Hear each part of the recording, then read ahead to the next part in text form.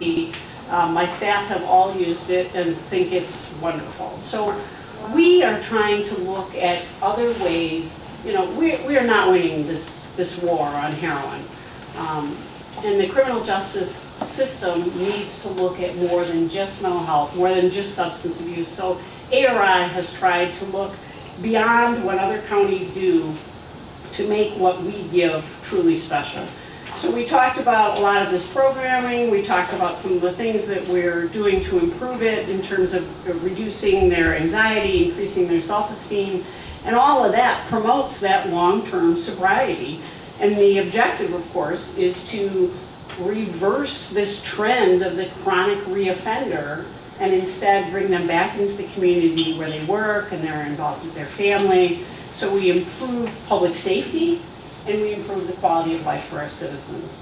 And the costs for this program are all covered through the grant. ICEJA continues to fund the program. The grant for next year is due Friday. They allowed me to add to my maintenance grant what I asked for in supplemental services. So we'll be able to continue with training. We'll be able to continue with sending people to conferences. To this supplemental allocation, we trained in EMDR, the rapid eye movement desensitization. We've done a lot of trauma, yoga, motivational interviewing, anger management, anything that we can think of for our case managers to add to their tools to give these people these tools that they can use in their own life is what we did. So we talked about the results of the program, how much money it saves the state and the county in the long run, and then we talked about I talked about the worthiness of the award. It's a vital government program. We work with ICEJA and the county. We work through GATA to make sure it's financially transparent.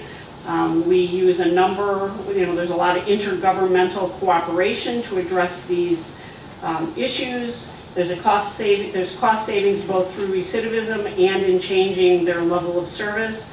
And again, I mentioned the toolkit, so we get recognition from throughout the state of the incredible programs that Will County is offering. And then they said that you could attach charts, pictures, whatever. So the best thing that I could think to give them was the before and after pictures of our last graduating class. Oh my goodness. So I am confident that you guys will win an award. I think it's an incredible program. I think you guys should apply for more of them. And someone else can raise it.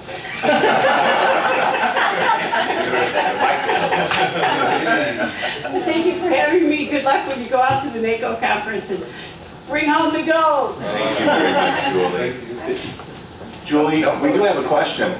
Oh, I'm sorry. Yeah, no. I was just interested in when you talked about the adverse childhood experience and the trauma program part of it. How do you treat that in the program? And is it a group counsel? I don't mean specifics, but the format. Well, right now we have a men's trauma group and a women's trauma group. Okay. There are facilitator guides in our LCSW and our MSW teach that group. We take a small group, 6 to 10 people at a time, and we work them through a really intense program of identifying what those traumatic issues are, recognizing them, owning them, and then seeing where you move on from that.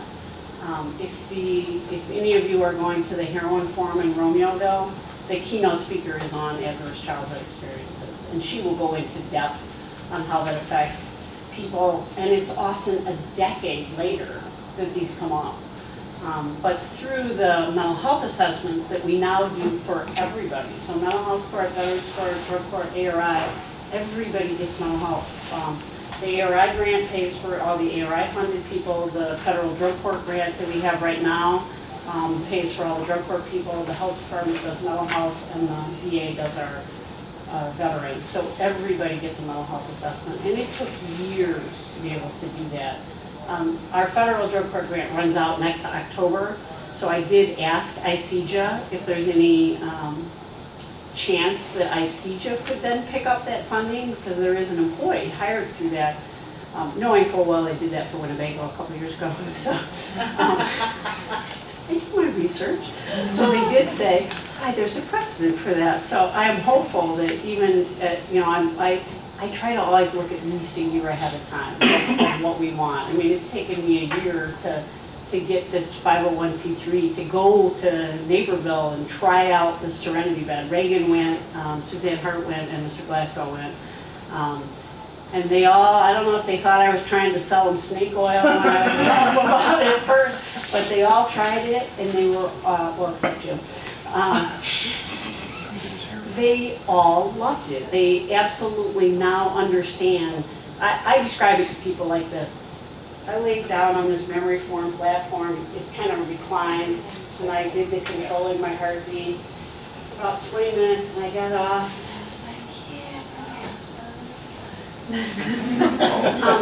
yeah, it really does relax you. Now, it doesn't last forever, so there are repeated sessions that you do, but they come in and they train all the staff, unlike biofeedback, which we're also training our staff in June with funds through ARI, and we'll buy the biofeedback equipment where you actually hook electrodes.